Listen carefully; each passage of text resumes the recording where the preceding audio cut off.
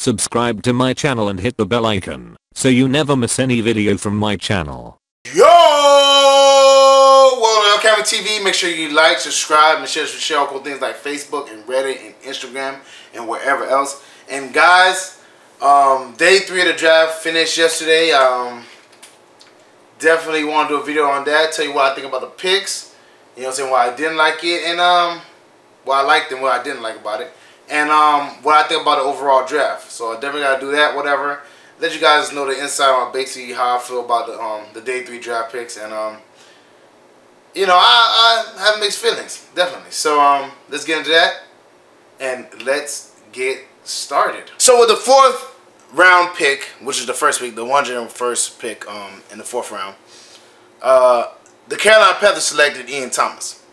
Now, mind you, if you guys watch any of my videos, I am extremely happy about this. I've been saying we should get Ian Thomas. I thought he'll be a good tight end pickup, and we did. Obviously, we went for Ian Thomas from Indiana, and not only is his backstory amazing, where obviously his parents passed away at at a young age, and he basically got raised by his siblings, which is a great story, and it's a great and coming from there all the way to the NFL is definitely great. It's a great achievement. But this guy can be a really good tight end for us. Now, here, mind you, he's like, obviously he's raw. He has some perfecting to do. And that's why he went so late. But, the comp on him is basically Antonio Gates. Now, mind you, Antonio Gates is a Hall of Famer. Not necessarily to say he's going to become Antonio Gates. But he's a good receiving tight end so far. He doesn't have a huge tight end body. He's like 6'2", 6'3", whatever. But he has good hands. He's a bigger body. He's like 250-some pounds. And he can definitely get better at blocking. But he will attempt to block. It's not like he's, like he's inept at it. He needs to get better with his technique as far as blocking. His receiving technique and route running can get a little bit better. But who better to learn from than Greg Olsen, who's a great blocking tight end, who's a great receiving tight end, runs very good routes, and also, is an every down tight end. So this guy will be perfect to learn from Greg Olsen, adapt to his, learn on his tutelage, see what it is, and he'll be dominant for us. And we got him in the 4th round. He was projected to go like 2nd, 3rd round. We got him in the 4th round, man. Great positioning. We got him in. It was a very good pickup. The Panthers said that they had some phone calls, people calling them to trade the pick, but they decided to go on Ian Thomas. And actually, they said they got a text message after that from a GM saying that I guess we don't need to trade him up anymore because they wanted Ian Thomas. Ian Thomas will be very good in our system, especially if we go 2 tight end sets, whatever. I think he'll be a very good tight end for us. I think he can catch the ball well, and it just give Cam Newton another receiving threat. So I'm definitely for that. And also, I feel like the best thing about it is the more tight ends we have, if we do those 2 tight end sets, we could put a tight end near Matt Khalil. So we could put one on each end of the O-line. The formation, and we can kind of like chip block whoever's pass rushing on Matt Khalil because he's our weak link. So I'm definitely for that. I like the Ian Thomas pickup. I think he's gonna be a great addition to our team. So Ian Thomas, welcome to Panther Nation. We all here for you. We rock with you. We support you. You feel me? And we think you'll do very good in our system, man. So Ian Thomas, I'll definitely get that an A. In the 4th round, we also got a Marquise Hayes from Mississippi. He was a linebacker, but we're using him as edge rusher. He played a lot with his hand in the dirt. He's a pretty good edge rusher, but obviously he's a smaller guy, shorter arms, all that type of stuff. So that's why he fell to the 4th round, obviously. But the Panthers really like him because he reminds them of Mario Addison, and we see how good Mario Addison is for us. So that's why they went out and got him. They actually traded up to get him, and I have no problem with that. We had a plethora of picks, so I definitely was not mad at that. And because we have so much picks, I didn't mind at all them trading up, and definitely getting a DN is not bad. I was not too high on DN. I thought we definitely needed other pieces more, but we definitely addressed a lot of them, so I was definitely not mad at that. But as far as the overall grade for that pick, I'll give him a C. C+. I mean, it wasn't a bad pickup, but I just felt like, it wasn't necessarily needed either. So, I'm not mad at the Marquise Hayes pickup. I'm not mad at they traded up at all because we had a bunch of picks anyways. And I expect them to trade up sooner or later in the draft. So, the Marquise Hayes pickup is not a problem for me. But here's where I jump completely off the ship, alright? If you want to get Jermaine Carter, from Maryland, teammates with DJ Moore and all that stuff like that, a small linebacker but a good linebacker, fine. Even though I don't think that's in the area of need like that, sure. Thomas Davis is going to retire in a year. It's good to have a backup. Whatever. I accept that. But to go back in the 7th round and get Andre Smith and Kendrick Norton, which is another linebacker and a D-tackle, I have no qualms for it. That jump pissed me off. It pissed me off to no avail. Because I'm going to tell you like this, man. Alright? Running back was heavy in this draft. You could have got a running back in multiple areas of the draft. And that's the thing. You could have got even in the 7th round. When we picked Andre Smith, like 2 picks later, Bo Scarborough went. You know what I'm saying? So if you didn't want to pick, Kalen Ballage, who I think is going to be a very good player for the Dolphins, you could have got Bo Scarborough, with a 7th round pick and not even battle eyelash and address the area of need, and it'll be perfectly fine. But no. You get a linebacker and a D-tackle, even though we just paid a D-tackle in Dontari Poe. We got a D-tackle in Vernon Butler. We got another D-tackle in K1 Short that we already paid. Like, we have a plethora of D-tackles. We have Shaq Thompson, Lou Kinkley, Thomas Davis, David Mayo. We have like a plethora of linebackers. So why do we constantly draft linebackers and D-tackles when we have them already? But we have 3 running backs, all who are smaller. You got Fozzie Whitaker, undrafted. You got Cameron Payne, who they're saying who's gonna take more reps and is gonna probably be the pounder in the group. And like I said, I don't think he could fill that role. And then you got Christian McCaffrey, who spent a 1st round pick on, who is a great receiving threat.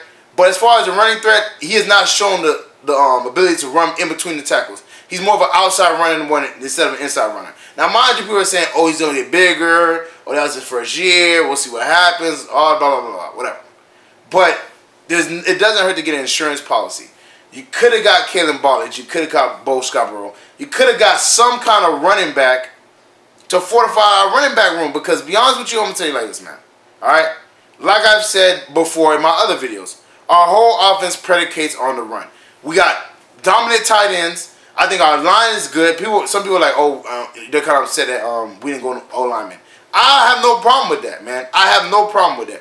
Taylor Moton should play guard for us. We drafted him as a guard, whatever. He was a guard in, when we drafted him. We moved him over to tackle, but he definitely can play guard. They would like him because he has position flexibility. So he can play guard for us. We also got Jeremiah Sorellis, whatever, who can play guard for us. You know what I'm saying? But we definitely, I think Christian McCaffrey should still be, is going to be a good running back. I think he's going to be a good running back. A good catching running back. I don't know about a good, running between the tackles running back. I don't know about that. I know he could be a good receiving threat out of the backfield, and I think that'll be a really good role for him, like a Darren Sproles. But I don't think Cameron Payne can carry the load. I don't think he can run the ball up the middle over and over and over again and inflict with his will on the defense and keep on pounding them and making them, not want to tackle anymore. Because that's what Jonathan Stewart did for us. Even though he was slow, what he did was he pounded. He was very hard to bring down. And he made defensive players tired of tackling, man. They're like, man, we can't keep on tackling this guy. He breaks all our tackles. He hits hard. And that's what we did. We dictated to our the defense that we're playing. I don't think Cameron Payne can do that. And even if we felt like he could do that, there's nothing wrong with getting an insurance policy. We got insurance policy in every other position. We got insurance policy on receiver. You know what I'm saying? We got obviously like 6 or 7 receivers. We got insurance policy in cornerbacks. We got like a bunch of cornerbacks. You know what I'm saying? We got insurance policy in D ends. We got insurance policy in linebackers. We got insurance policy on offensive line. The only place we don't have insurance policy is quarterback, which even though we picked up a quarterback as an undrafted free agent, and we still in talks with Derek Anderson, and we still got another quarterback on the boards, whatever, or on a depth chart. We need an insurance policy for running back, and we don't have that, and that's what's pissing me off. So I am upset about those 2 picks. I think those were wasted picks. Those guys probably get cut, you know what I'm saying, or probably be special team players.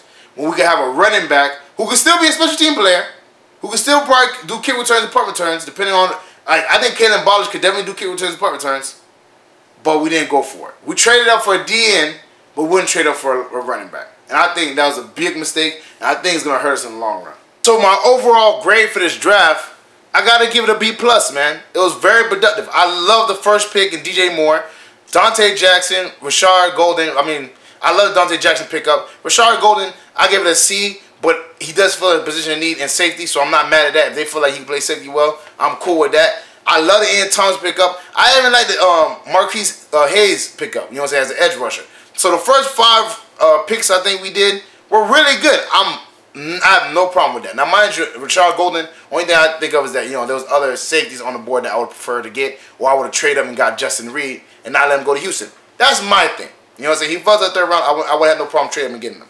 But if y'all feel like he's the safety y'all want, I'm fine with that. I'm cool with that. But the last 2 picks is why he is a B+ instead of an A. Or A+, really. And it's because I feel like the last 2 picks were wasted. We could have easily traded up, you know what I'm saying? You get 2 for 7th round, you could trade it back in the 6th round and get a running back, man. There's nothing, it's like, that's cake. You could have easily did that. You know what I'm saying? Even if you didn't want to do that, like, well, you probably should have did that, but there's definitely a way to trade back up. Or even if you didn't trade up, you could have got Bo Scarborough with one of your picks. Like, you didn't need to get another linebacker and another D tackle. That, I feel like those were wasted picks, so they get a B+ for me. You know what I'm saying? It would have been an A+ if they would have got Bo Scarborough or Kalen Ballage. You know what I'm saying? I would love to get another running back in the building.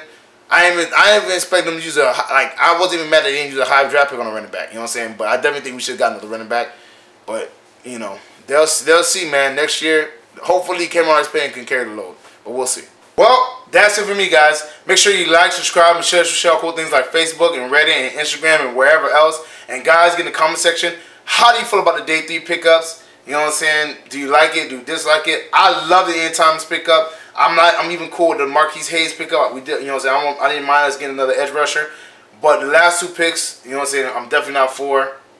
Actually, I like the Jermaine Carter pickup too. There's nothing wrong with the Jermaine Carter one. Like, I mean, he's a linebacker. You know what I'm saying? He's from Maryland.